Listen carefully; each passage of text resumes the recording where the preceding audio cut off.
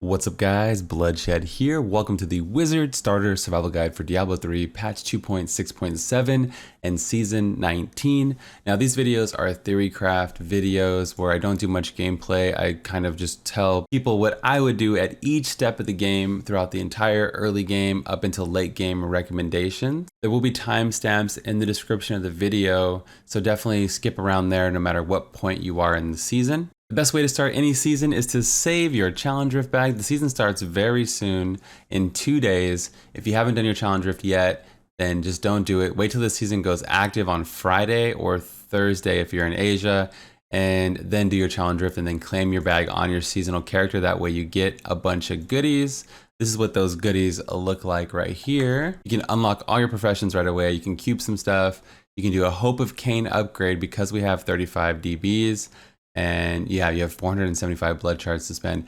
Tons of stuff. It's a really powerful start to every season. Since you have those blood shards, what are you gonna spend them all? So let's expand everything and see all the things that we can get with Wizard. And there's our trusty Poxfalds that we have been recommending a ton. It's a 550% dot. But what I would do with Wizard is I would go Ashnagar's Blood Bracers. It's the only bracer you can get at level 1. So you have a really high chance of getting them. If you hit level 70 and don't have them, you could again make a level 1 alt, go back and roll the bracers again to at least put them in your cube.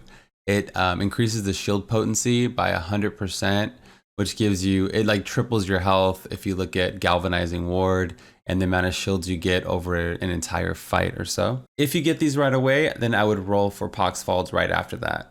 That's what Bloodshed would do. Ashnagars into Poxfald pants. If you say, wait a minute, what about sources? At level 33, if you save your blood shards, you can roll sources. There's only 2 possible outcomes, and you can get an edge sigil. I have recommended this in the past as well. It does give you a 150% multiplier, and it casts a spender off your bar. So this is really good as well. And maybe if you get Ashnagars, you save the rest of your sources, your blood shards for an edge sigil. You might do that, but this is just the option there. If you don't think going Ashnagars and Poxfalds is a good idea, you're more than welcome to do this. This video is just based on the other 2. All right, you spent your blood shards, you're leveling, you're getting lots of progress. What skills are the best skills to take while leveling? Definitely Disintegrate, Convergence is gonna be your best friend. It pierces the enemies, has a nice AoE, you can use it at a distance.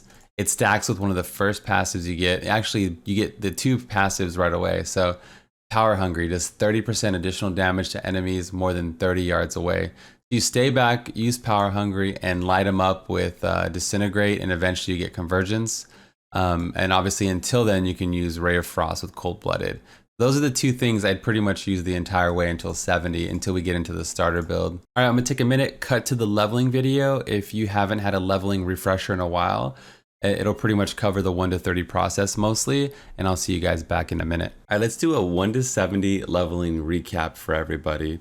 So you make your character, you set it to adventure mode, which you can do every single season. You don't have to do the campaign if you're playing during an active season. I would set it to at least hard difficulty for everybody. Log in. Immediately grab your follower weapon. It depends on what class you're playing. Enchantress, Templar, or Scoundrel might be better for you. I'm gonna go to the Templar. I'm gonna hire him also, and I'm going to swap weapons with him. His weapon is way better. It actually varies, but right now you can see he has 68 damage, and mine is 2 to 3 damage. So it's like double my DPS. You can also swap shields. You can hit F1 on your keyboard, equip whatever wings you want for the season, whatever pet to help you pick up gold on your travels. From here, I like to immediately log out and go do the challenge rift. Do that whether you're doing it solo or in a group, and then immediately log back in. You're level 1. You can open up your challenge rift bag right now if that's what the guide tells you to do. Every character is going to have maybe a different strategy every season.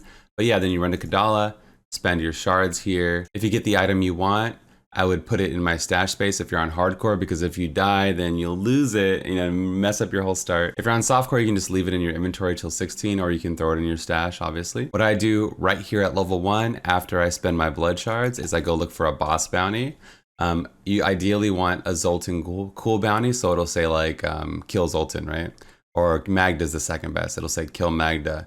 The only third one I really like is Azmodan, and we didn't get any of them, right? So if you get any of those 3, I would go do it. But if you don't get it, you can always just literally go to Act 1 and go to Halls of Agony 3. And I would do 3, and then 2, and then 1. If you're on softcore, you could also go to Act 2, Temple of the Firstborn. There's tons of density here, and you should get to level 8 really quickly. You could also flip it once or twice, especially if you have like an SSD on your PC or something. It doesn't take that long to just relog in, you know, or if you're in a 4-player group, you say, hey guys, let's relog and look for Zoltan.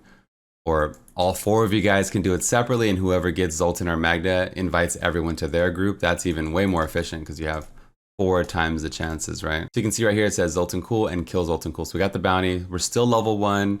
We're gonna jump over here. The reason why it's so important is because you get a Horadric cache attached to it.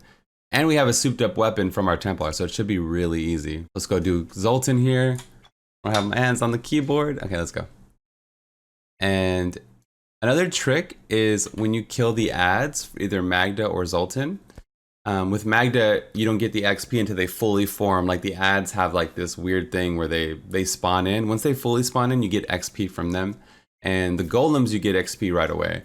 You're killing the golems and you level, and your level up explosion actually does tons of damage, and you actually kill Zoltan with your explosion. So I'll show you. So I'm hitting him and boom, right? You get this huge AoE pop. So you want to kill the golem around the density, so when you level up, you get that huge explosion. It kills everything, just like that. But this whole process is literally less than a minute. You just look for the bounty, you don't have it, you relog. Okay, there's Zoltan or Magda, boom, you run to it, and then you kill it, and then that's it. And then all of a sudden you have, you know, I got 3 pants. So normally you don't get 3 pairs of pants. And a lot of times you get weapons from this. So there's a weapon right off the bat right here, right? So it's unfortunately the one weapon we can't use, but we also did end up at level 3. You can actually do this higher difficulty than hard, but I recommend do it on hard unless you're a veteran. So you hit level 8, that's really important because that's when we're gonna craft a weapon or a bow. You wanna head to the blacksmith. You can see we have a level 8 bow available, and we should have a level 8 2-handed axe. It's really cheap, it only costs 4 reusable parts and 4 arcane dust. You can see all the materials I have. I have plenty of stuff to make it. The axe is about a 96% upgrade. It's at least double the damage from what I had. Make sure you check back every 5 levels or so. That's the only thing you need to keep updated. Your gear is gonna constantly fall behind, don't worry about it. I personally just like to do rifts from level 8 all the way to 70. I feel like I get better legendaries, better loot, I'm better equipped for the whole game basically. I have lots of crafting materials and things like that to get me going. So I recommend rifts. You can even do rifts from level 1. You don't have to get to level 8 quickly with the halls method. If you're in a 4-player group, you can jump right into rifts from the beginning. You don't even have to try to run to other places and do these massacres or run to the cube. You can literally just do rifts, right? So that's just my leveling path. I grab the follower weapon, I go get a boss bounty, and then I go to the Halls of Agony to level 8. At level 8, I craft my big weapon, and then with that weapon, I'm able to do rifts the rest of the way. When you hit level 10 or so, rings and amulets become available. That's huge for us. They have plus damage on them. And since we got 5 million from our Challenger bag, we can basically afford anything, right? The easiest ones I like to check is in Act 5 and Act 2. Act 5, it's right here, right by the waypoint. But in all acts, they have a fence in their name. And even if you look at the mini-map, you can see it says fence on the mini-map also. Like I said, you wanna look for things with plus damage on them, and it gives you a huge DPS increase. But honestly, any ring is good. It's better than what you have. And again, we have so much money, you might as well buy them anyway. While you're leveling, the red gems are way more important than anything else. They give you that plus damage, like we talked about on your amulet. You socket them into your weapon. And you also put them in your helmet. If you have a socket in your helm, it gives you a bonus to XP gain. It's always a good idea to save legendaries that you get along the way that have multipliers on them. Like this new item, Remorseless, it gives you a huge damage increase to Hoda. Even low level legendaries can be cubed for their maximum value later on if you want to do so, because you never know what you're going to build into. Even better, they increase the drop chance of the Legacy of Dream Gem. So you should get this on your 2nd or 3rd Greater Rift at level 70. What this does is it allows us to play without sets. You can see even at rank 0, it gives you damage for each legendary item you have equipped. So if you have like a hodgepodge collection of legendaries, you can throw on a bunch of like mid to low level gear and get like a damage bonus right when you hit 70, like after 1 or 2 little baby GRs. It's a really beautiful progression path. If you get it to 25, you get almost 100% damage for each item, and it's doubled for ancients. I'm not saying hoard everything, but if you do, you can actually use the Lod Gem early with all your stuff. All right, we're level 30. Now what? Now we're gonna make sure we go get the cube. If we don't have it already, we're gonna run to Act 3 in Sescheron. We're gonna come back, go to our cube, and we're gonna do a level 70 item upgrade. Because remember, we have the materials from our challenge drift bag. So let's set it to 70 because we're gonna upgrade a level 70 yellow. All right, it's called the Hope of Cain recipe in the cube if you've never seen it. And this time around, I'm gonna recommend you go for wands, because there's a lot of things that you can get that can really change your season, you know, kind of flip it on its head. So we are getting the Tel Rasha set. The Tel Rasha set this season buffs everything. So the 6-piece set gives us 8,000% damage when you have all 4 elements selected, and it buffs all damage. So any kind of multiplayer will synergize with the set beautifully. You know, the Wand of Woe is for Explosive Blast Wizard. The Unstable Scepter, you can't really see it. Let me zoom out. There it is, the Wand of Woe. Really good item for Tel Rasha speeds. The Unstable Scepter is used for Frozen Orb speeds. Really, really good item. The Starfire is decent, especially if you're standing back and casting lightning spells. So you might have to change up your playstyle a little bit, but you can use like the Arcane Orb with a lightning rune or something like that, or Electrocute if you have a multiplier to synergize with it. Like Generators and Depth Digger is really good with the Starfire also. Sorax Madness isn't that good. Serpent Sparker is not that good. This is not good. The Chantoto would be awesome to get, even though it wouldn't help you right away. One of the best speed builds in the game is Veers with Chantoto set, and you could probably use the Chantoto set with just about any set. So you have 1, 2, 3, 4 good wands, and the Aether Walker is good, but it's not going to really help you in terms of DPS. So I would go this direction. If you really want something that's going to help you, the only thing we really found was a dagger. There's a 1 in 3 chance to get a wizard spike. Performing an attack has a 20 to 25% chance to hurl a frozen orb. So if you're attacking really fast, you get to throw out frozen orbs, right? And it specifically says frozen orb, not like a regular arcane orb, so it's even better. The frozen orb has like a 950% multiplier on it. It's really costly to use while leveling since it costs 30 arcane power, which is 12 more than Disintegrate. But it has 950%. It's really, really strong. And you can even use this with your 6-piece bonus. I would upgrade wands specifically, but I just want to give you guys the tools in case you decide to go a different direction. The reason why we roll at level 30 is because ancient items specifically can roll with reduced level requirement by 40. So then you can equip them at level 30 and you don't have to wait till 40. But if you have a normal yellow item or a non-ancient, the most you can get is -30 on it, which means you can equip it at level 40. Since we're here, we might as well do our reduced level requirement roll. We're gonna go ahead and make a one-handed mace. Always like one-handed and two-handed maces if possible. And you wanna look for crowd control as a secondary. So let's go ahead and there it is. You can see it right there, blind on hit. Let's make another one just to give you another example. This one has no crowd control. So this one would be bad. We would just salvage it or get rid of it. But this one has crowd control. We're gonna always leave the crowd control on the weapon as it reduces the number of possibilities you can get reduced level requirement. So we're gonna roll off whatever the other property is. Monster kills grant experience and re-roll and see what we get. Please don't be a good number. There's one roll. You don't wanna roll this more than 4 to 6 times as it can get costly. A 27 proc, that is so good. Rip season. Oh, the things I do for these videos, guys. So I would be able to equip this at level 43 if this was the season, and you'd have a level 70 weapon at level 43. You only want to make a level 70 weapon and look for reduced level requirement, right? Because you might as well, you're going to get the most possible damage for your items. That's a huge upgrade, and you should be able to bump it up to at least T3, T1 if you want to play it safe on hardcore, at least T3, and you should be crushing things with it. I use a one-handed mace because I do like using a source, but if you want to make a two-handed mace, I did test it, it works just fine. You're more than welcome to make that. There's really not much difference other than you get another piece of utility. And sometimes you do find ancient sources while leveling, and then you can use them as an offhand. At about level 60 to 70, you want to keep your eye out for jewelry. It's really hard to get good jewelry, so start thinking about it earlier than you normally would. Look for things like crit damage, and main stat. They're going to carry you really far. I would favor main stat over any of the other two. So maybe my stat priority would be main stat 1, crit second, crit damage third.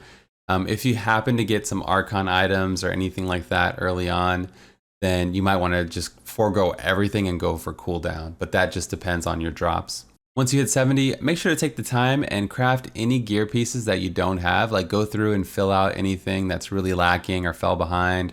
A lot of times I have like a level 30 item or 40 something item that's just been sticking around for too long. Just go through, take the time, craft your gear, and it's going to make you that much more efficient overall. Now that you're 70 again, make sure you go do your season journey. This time around, it's not that good for wizards. You definitely want to get your 4-piece as quickly as possible, right? You want to still go do that. You only have to do it on master difficulty. You don't have to be on T1. Unfortunately, the 4-piece is not going to save you. So here's what the Tal Rasha set looks like. Damaging enemies with 4 different elements will cause a meteor to fall from the sky and do damage. That's decent, but it's not anything that's going to really make you clear easily. The 4-piece, damaging enemies with the 4 different elements increase your resistances for each stack, right, by 25%. So you want to attack with 4 different elements, and that's why the starter build has Arcane, Fire, Cold, and Calamity is actually proccing because it's a damaging attack, right? It's like the Calamity Explosion is actually counting as an Arcane proc. So that's why we have all 4 elements for the starter build to get you ready for the Tal Rasha start. So the 4-piece is basically poop compared to the other videos that we have out there. Wizard is actually pretty strong and it does do damage on its own. So, but we're a little squishy. We're a lot of squishy, and that's why I really would like to recommend for you guys to go Ashnagars. Like that's why I'm going for it, because it's just, you're so squished without it. I want to actually take the time with Wizard and go through some sleeper items if you get while leveling that'll really change the game for you for your GR20 clear. Poxfalds, we talked about it many times. It does 550% weapon damage as an AoE, and I would wear even like a level 1 Poxfalds versus even like a 4-piece set bonus or anything like that. Like Ashnagars and any of these miscellaneous items we talk about will really help you a lot. Now there's a lot of different items that can buff your damage, like this Sasha Knives does 650, Razor Strop does 400, and things like that. Seaboard's Nightmare is really good. Haunt is cast on all nearby enemies when you open a chest. Don't sleep on these weird little items as they add up and they do tons of damage. Yo, some of the best item you can get while leveling to do your GR20 clear with no help is legit the Band of Hollow Whispers. This ring occasionally haunts nearby enemies. It's so powerful, and obviously like CoE, but yeah, this is so powerful. I'm actually going to demonstrate this. BK Wedding Band really does help. We're kind of a tanky build with Ashnagars. We're going to be standing near the mobs. This actually does a lot of damage to it. Moonlight Ward does 320.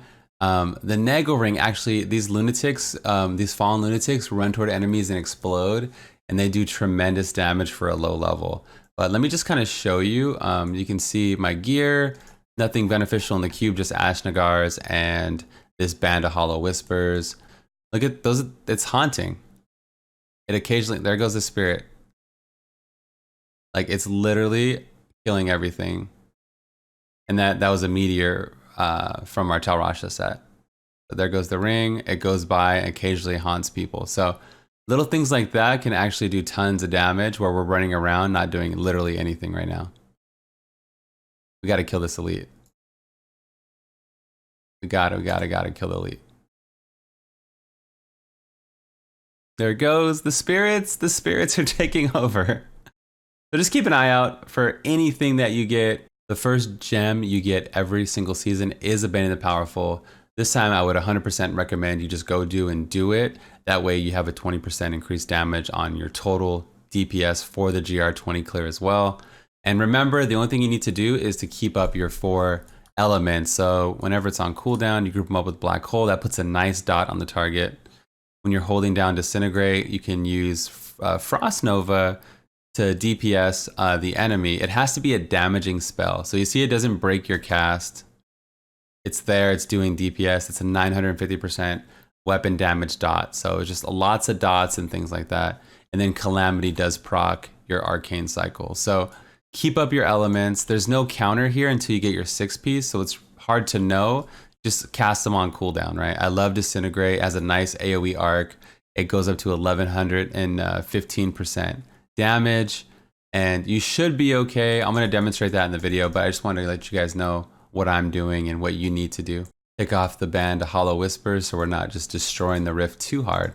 You can obviously do the Reaper's Wraps to get extra resource, but it's not really needed with this.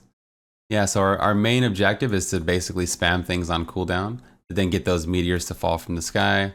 You can see there goes the meteor. I cast a new element. You should see a meteor. There it is, a fire meteor. And it's really slow, but you should not struggle if you follow the build exactly. You know, like a lot of people on stream are like, man, this thing is so slow and it's just sad. I'm like, it is slow, man. But once you get your 6-piece, you don't have to worry about being slow anymore, because you're gonna get 8,000% damage to any spell and any multiplier you have.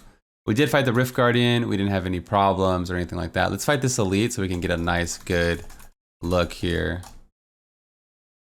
So you just literally hold down Disintegrate, kind of wiggle baby, get it all there. I'm gonna teleport just to proc my Meteor. Gonna cast Black Hole really soon to get a nice dot on the target. Also with the build, there's not a lot of freedom. It's exactly min-maxed to the teeth right now to be able to complete this GR20. So normally there's a lot of freedom, but with this build, I wouldn't really change too many things. Like we're using Deflection to synergize with Ash Nagar's, Galvanizing Ward passive to synergize with Ash Nagar's. I'm gonna wait for this to group them up, and then there you go. Now they have a dot, and they're taking the Frozen Mist damage, and they're taking the Disintegrate damage, and then I'm gonna Calamity right on top here, group them up again, and we should start pulling ahead. And this will just be like this. It's just, you're tanky if you keep up your 4 elements and you have Ash Nagar's, you're pretty much good to go. Also, when you hit 70 and max out your Blacksmith, the Sage set is auto-learned. It's a level 70 Sage set. It's completely auto-learned for you at the Blacksmith. So you can rock a Sage early, and that'll just allow you to do more upgrades for more weapons. Like let's say you're playing hardcore and you don't want to risk it. You can make another wand and do another upgrade if you got Sage. Here's Sage Ribbon. They added a belt to the set also. So you can easily fit it in with any kind of 4-piece setup. I mean, if you get the Captain set early even, you can use the Captain set over Talrasha. Like the actual 3-piece does like more DPS, and you should have materials from the Challenge Rift bag to actually make a full Captain set. It gives you damage based off of your cooldown. Also, the Auguild set gives you damage, so you might get the Auguild or Captain set, or any of these new sets. The Sage set is not power, but you know, just so you guys can remember that these sets will help you, and it's better than your Talrasha set basically gives you no power. So these sets will actually be better to run. I'd play the same exact build that I'm showing you here, but I'd use the Auguild set or the Captain set. All right, you're gonna want to know what the best torments are, so I'm gonna go ahead and play the torment video for you guys now. People ask me a lot of time about what torment levels should you do early on, and this is a quick breakdown on that.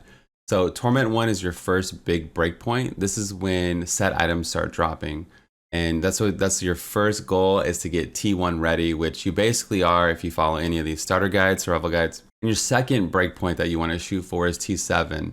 You typically can get to T7 when you get your 6-piece set. Sometimes you can get it with your 4-piece if you have some multipliers to push you forward or some survivability. The reason why T7 is so much better than, say, T6 is it goes from 75% chance to get a DB to almost guaranteed to 90%. So if you can just squeeze a little bit farther, you can go to T7. It's a nice jump right there. And that's true with T11 versus T10. On T11, you basically have a guaranteed chance to get a second Death's Breath, versus T10, it's only 50. So it's like a coin flip, and then versus almost basically guaranteed. And I would honestly stick on T11 over all the other difficulties until you're T16 ready. Just because you're gonna get that second key, or that second DB, you're gonna get the second key also. And if T11's great, you know, you're speed farming, you're cruising and bruising, and as soon as you feel like you're ready, you can go up gradually if you like, that's totally fine. But this is kind of what I think of. In my mind, every season, I have these like break points, or I have these goals rather. I'm like T1, T7, T11, and then T16. For early game Blood Shard spendage, you're probably gonna go to Kadala and you're gonna wanna roll mystery orbs because that's gonna get you the most power for the cheapest. If you're really adamant on getting onto Archon right away, you might wanna go belts for Fazula.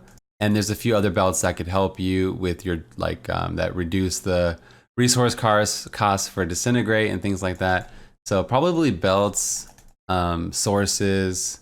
If you really want to get Veers, you're probably going for even the gear to get the Veer set. Anything that costs 25 is a really good use of your time. To get your 6-piece set, and again, we have nothing but Ashnagars in the cube, and the 6-piece set bonus that we got from the season journey. And let's just kind of showcase it.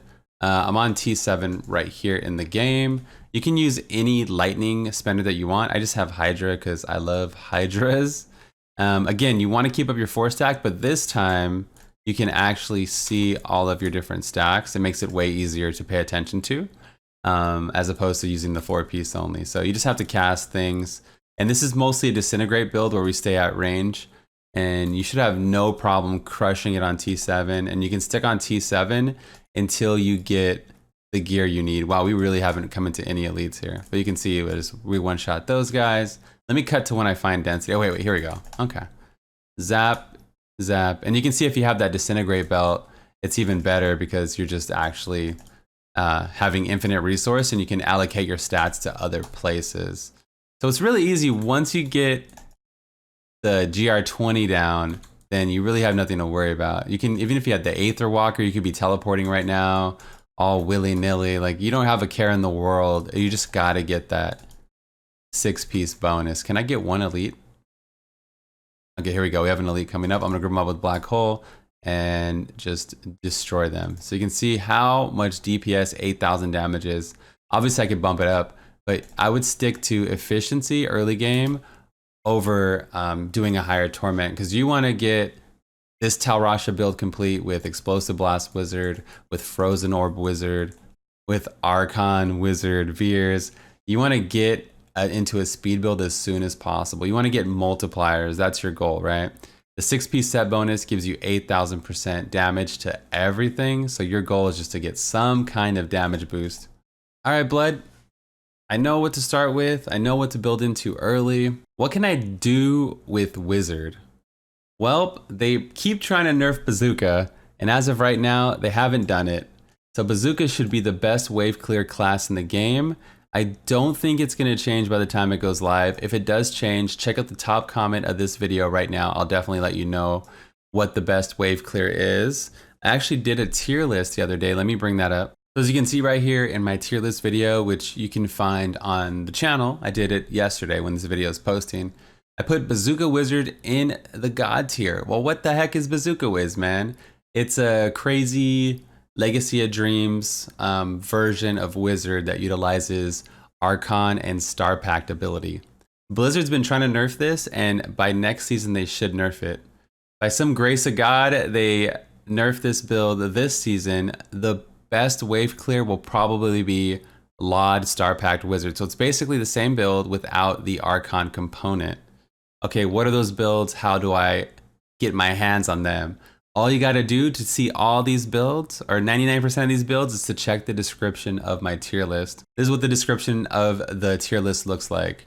Bazooka Wizard. You click on it, you get a nice build from Alexi. He's an amazing Wizard player in our community, and you have all that stuff.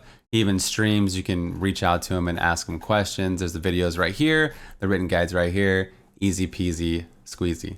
You want to play Veers Wizard, you click on it and you get a Diablo fans link from your boy Blood, and this is the best version of Veers Wizard, all right here with stat priorities everywhere. So just check the description for all the different builds. You can watch the video, but that's what this video is for. This is the Wizard Survival Guide, so I'm going to tell you about these builds, right? Also, if you go to patreon.com/bloodshed, free for everybody, you can browse all my builds in a more organized fashion. So if you want to do some Torment guides, you can do like a Tal Sage, Elan Frozen Orb, Elan Explosive Blast. That's what EB stands for. A Tal EB Say. There's a Veers Speed build. Veers Speed build's probably what I would recommend. This is what it looks like. So you just click on it and it's all right there. 266, it's still good. It's viable. And yeah, you can see like this is what I use for speeds. I really like it a lot. the number one source for builds, I would check my Patreon page right here, and I would check the tier list that I talked about. It should have just about everything you need. Here's Lawn Star Pact. Yeah, so if they nerf, back to the description. So if they nerf Bazooka, which, check the top comment, I'll let you know if they do, or ask me on stream, twitch.tv/bloodshed. If they nerf this, the second best wave clear is probably gonna be Lod Star Pact, which is right here, Lod Star Pact, right? That's what I would do for sure. I don't really know of a better wave clear that we even have in the community besides maybe Witch Doctor. Yeah, that's about it, I think. So you have a spot in the push meta. We need Wizards to push those high tiers of gameplay. You have no spot in the speed meta. But the good thing is the Veers speed build, which is the Archon version of Chantoto, is probably one of the best 109 solo, 110 solo GR builds in the game. It's really, really good even after the nerfs. I don't know if there's a better one. Maybe Barb is competitive now at a high level. Maybe Crusader is. But either way, you're like A tier speed build. It's really, really good. You can do bounties with it. You can do rifts with it. You can do high level GRs with it, low level GRs with it. It's a pretty solid build overall. I ran a Veers speed comp a few seasons ago, but there's probably nobody running it in season 19. Everyone's going to be playing the lawn mages with necromancers, and everyone's going to definitely be playing Whirlwind Barb speed runs. That's what I'm going to be doing because it's just the new hotness. And the Wizards probably like the third best speed comp right now. So you might not find speed runs, but you definitely can find a push build. And Wizard has like 3 builds in the A tier and 1 in the S in the God tier. Wizard's really powerful, and I'll try to put all the links in the description for you guys. If you want to see me play through some random games like Pokemon Sword and Shield, I have a second YouTube channel. I'll put it in the top comment as well. If you want to support, you can check out Patreon, Twitch. I have a podcast. You can support there. Check it out. Whatever you want. I appreciate the love. That's going to be all for me today. I'm going to get to making more videos. I got 2 more starter builds to go before the season goes live, so I got to get to work. I'm going to do the testing live tomorrow on stream, or today when you're watching the video. That's going to be all for me today. This is the Boba Bloodshed, and I'm out of here. Peace.